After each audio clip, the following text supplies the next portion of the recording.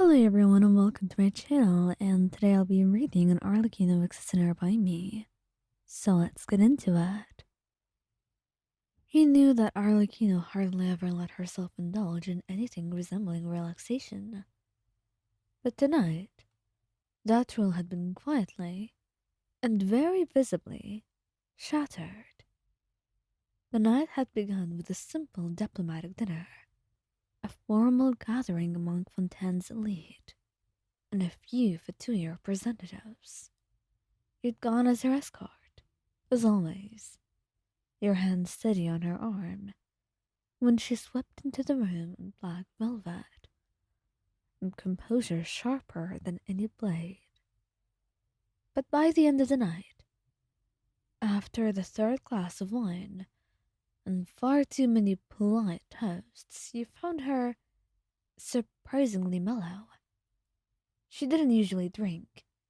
She said it dulled her judgment and made her less capable of handling the idiocy of others.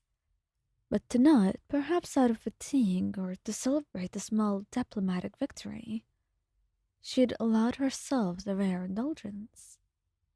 And it was fascinating, to say the least. The woman who commanded the entire room into silence was now blinking slowly at her empty glass, an uncharacteristically soft look on her face. You leaned closer, resting your chin in your palm. You doing all right? She turned to you and smiled. Not her usual, perfectly controlled half smile, but a loose, lopsided one that caught you entirely off guard. I'm fine, though I must admit, Fontaine's drinks are stronger than I remember. You bit back a grin. You remember them at all? Vaguely, she murmured, then laughed. An actual laugh. One that you've surely never heard before. It made your chest ache in the best way, and you reached over before she could pour herself another. That's enough for tonight. Her eyes narrowed, or rather tried to. Are you giving me orders? I would call them suggestions. Strong ones. She squinted at you for a moment before sighing in mock defeat. Very well. I suppose I can be persuaded by my favorite subordinate. You smiled faintly. You're lucky I love you enough to take that as a compliment. She hummed thoughtfully, as if processing your words through fog. Love. That's a strange word. You frowned slightly. Strange? Her gaze drifted to the flickering chandelier. It feels dangerous, even more than a lot of things. You studied her. She wasn't usually this open, so you were going to listen to every single word. And you reached out, brushing your hand against hers. Then it's a good thing you don't love alone, right? You have to do it with someone, so it won't be so scary. She looked at your hand and at you, her eyes slightly unfocused, but warmer than they'd ever been. You shouldn't look at me like that, she murmured. Like what? Like you can see something worth loving. Like you love me. You felt your chest tighten. Arlecchino. But before you could say more, she swayed and you barely caught her before she stumbled against the table. All right, all right. I think that's enough for tonight. Time for bed, he said softly, wrapping an arm around her. And she blinked up at you, her hair slightly messy and her eyes half lidded. Are you ordering me again? You smiled, shaking your head.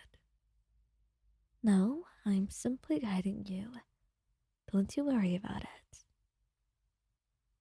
The walk back to her room was slow, mostly because Arlecchino seemed intent on stopping every few steps to either comment on something ridiculous or lose her balance. The first time she stared out the hall window at the moon.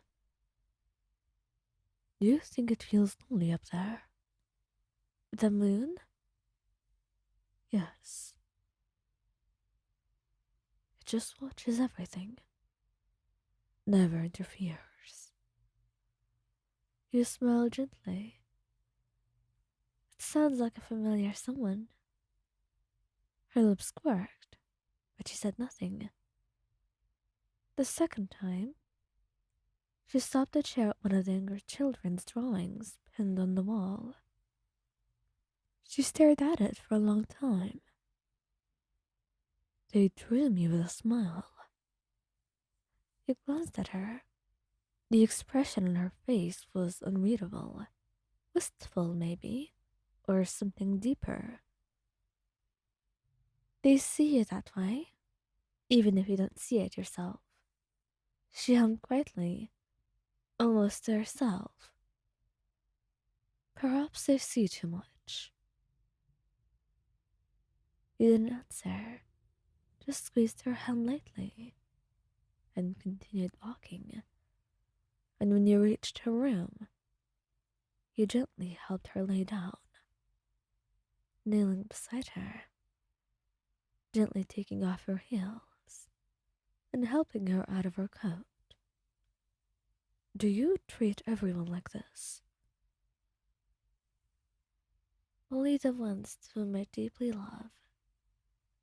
Her gaze softened, and she didn't comment. And then she looked away, wistful again. And you could tell that there was a lot on her mind, even when intoxicated. Arlecchino never stopped thinking. Come on, darling. Let's sleep for now. Tomorrow you can tell me what you're thinking. Well, I suppose so. Just come here. Don't go away, she says. And when she looks at you like that, her cheeks slightly flushed, you can never get yourself to say no to her.